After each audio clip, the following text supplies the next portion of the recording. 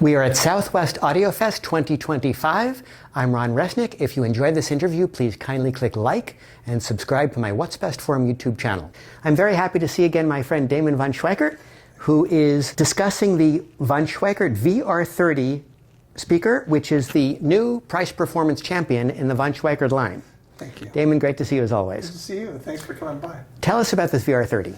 So the VR30, in my opinion, a pretty important and landmark product for us. You know, we've had the Ultra line all the way down to the Ultra 5. We have the VR50, but we didn't have anything in the $50,000 price range, which is a critical price range for a lot of customers. And we wanted something that was attainable. And we call this, the project name for it was the Mini 7. And we tried to trickle down as much of that performance into this time of form factor and price point, and it incorporates a 3-driver array for the woofer section, dedicated mid-range, same beryllium tweeter as the Ultra 7, and we have a rear firing ribbon tweeter on the back.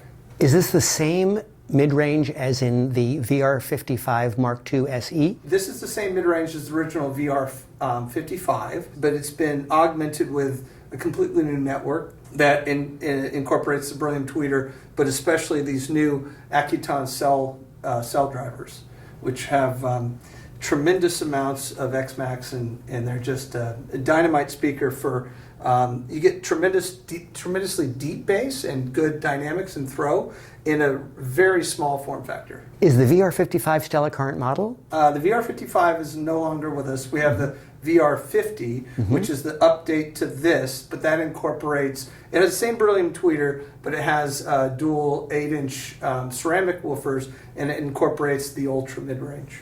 Interesting. Is this still a single mid-range? Single mid-range. In the VR55? Yeah. And what's the price of the VR50? The VR50 is $85,000. And the price of the VR30? The VR30 is $59,000 in this configuration, which has the foundation technology. So we have an amplifier feeding our analog passive network, and then you could get it in a traditional fully passive version for $53,000. Discussing some of your basic loudspeaker design philosophies, what is the reason you like the ported design? It's very important. For us, it's all about lowering distortion across whatever it is, signal path, cabinet resonance, drivers, architecture of the network. We have a ported bass system. It's an aperiodic vent, and basically it's really important that the drivers start and stop accurately, very fast. We want to have the throw great, and then the back pressure.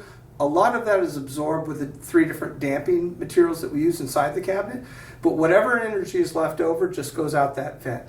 And that's why it's called an aperiodic vent. When it's playing, you can put your hand by it and you're not feeling a lot of pressure come out, and that makes this really suitable to go near rear walls. So you don't have to pull them deeply into the room.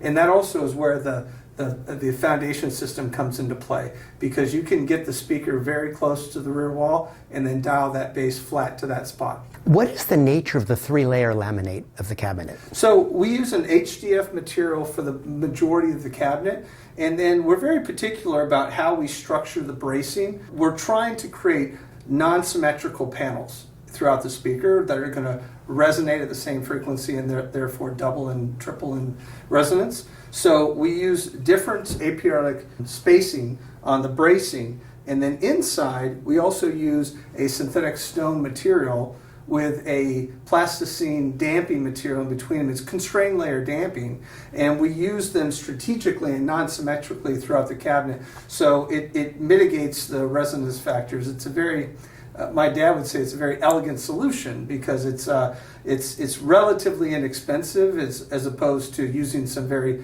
expensive material that's still going to resonate, and it allows us to spend more of our parts budget on the components that actually make music. Approximately how thick is this front baffle? This front baffle is 2 inches thick, and then there's some sections where it's slightly thicker than that. It varies a little bit, but ultimately it's a very thick front baffle. What is the design philosophy behind the rear firing tweeter? One of our core principles and design principles is that we're trying to reproduce inversely what a microphone encodes, And to that degree, we're really focused on very wide dispersion patterns on our drivers so that we get that spherical wave launch, even though we're using dynamic cones in a cabinet. And for that upper frequency that's very focused, we augment it with our air network ambient inverse replication on the back. And because it's on the back of the speaker and it can be affected by distance from the rear wall or the reflective or damping elements, we have an amplitude control on the back of that.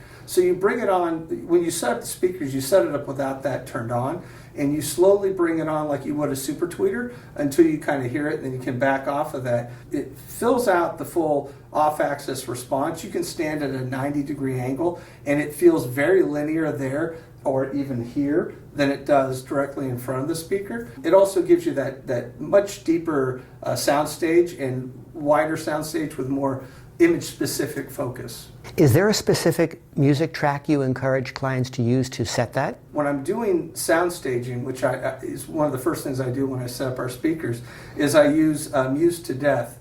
And it was recorded in Q sound, so it uses phase to steer images around the room. And when you're familiar with the track and you can understand where those images are supposed to be, you sit dead center, it's doing its stuff, and it tells you when your system isn't set up right. So it's a really fast way, it's a shorthand way of getting your placement set up, and when everything's hitting the different cues, you know you've got a good soundstage.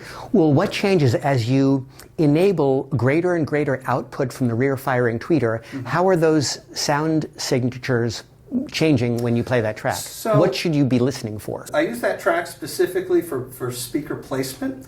And then with that, I can use any song to bring on that rear tweeter. Mm-hmm. Just something you're familiar with, especially something with some highs, so that you can get a sense of it. Once you start hearing semblance, you know you're now perceiving that rear tweeter, so you can just back off of that one step and you're good to go. What is the nature of the crossover between the woofers and the mid-range? So I think it's about 300 hertz, mm-hmm. and basically, you know, we're all about having very steep roll-offs. I mean, it's very important that the drivers hand off quickly. You can stand, I encourage people, listeners, if you get a chance to hear our speakers, stand a foot away, and you're not going to hear the tweeter or the mid-range or the woofers. You hear one full sound stage even from a foot away, and that's because of how quickly our drivers hand off. You know, my father was a pianist, and so he loved piano as the way to tell him if his drivers were properly crossed over to each other and networked. So yeah, you can go up and down the scales and it sounds linear. And the crossover between the mid-range and the tweeter is also high order? That's 2,500 hertz. Our philosophy on speaker design is you start with a mid-range. You find one that goes as far as it can up and down and sounds as natural, and then you just augment that with a tweeter and woofers, and you make sure that they're tonally neutral. And so this beryllium tweeter has been something we've used for quite a while. And what I'm really proud to say is this beryllium tweeter that's in this VR30 is also in our ultimate flagship loudspeaker, the Ultra 11. It's just a wonderfully musical speaker. It has a lot of resolution, but it never becomes analytical. And what is the slope between the mid-range and the tweeter?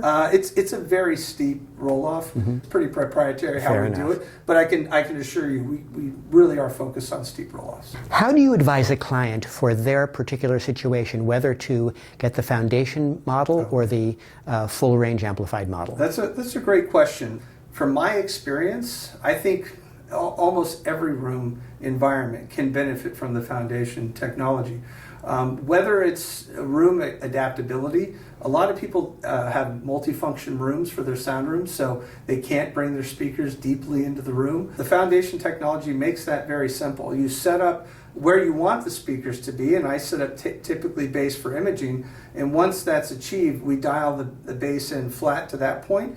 Also, what I've noticed in setups is a lot of people have asymmetrical rooms, whether it's one doorway to the side or it could be a giant stairwell going up. And when you have an asymmetrical room, well, you can adjust the bass appropriately. So if you have one speaker that's in a corner load, it will probably be set a little bit lower on the bass section than the speaker that's more free air. And you're going to be able to achieve what sounds like a symmetrical room and very linear bass performance even when the room is really difficult to set up for. So from my experience, Foundation is the preferred way, and up to this point, I think every VR30 we've sold has been Foundation. And what types of amplifiers do your customers find most appealing for the mid-range and tweeter section of the loudspeaker? I'm really glad you asked. The Foundation technology that we use, it allows you to hear the characteristics of your electronics, and I think that's been probably the most shocking for people that are experiencing it for the first time, because they assume that there's going to be a sound signature with our amplifier, but we're taking the high-level signal off of these Westminster Lab amps, for example, and feeding them into both networks, top and bottom. Remember, there's a passive network here. We're just running it through the amplifier, and the whole point of that is to put that amplitude control on it, just to set the level. But sonically, from the top to the bottom, if you love the sound of your tube amplifiers, you're going to hear that sound top to bottom. Same with solid state like the Westminster Lab or whatever. If you get a chance to hear the same speaker in the same room with different electronics, I think it really makes our point that this is a very neutral part of the system, and it's going to shine with whatever you choose to run it with. And it gives the client the flexibility to raise the level of the woofer if that's the client's preference. Absolutely. Well, Damon, terrific. Thank you so much as always, and it's been great to learn about the VR30. Great. Thanks for coming in. I really appreciate it. Thank you. All right.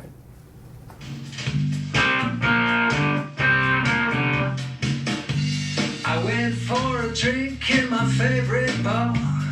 But come on in now. I can see you're cool. Come on in.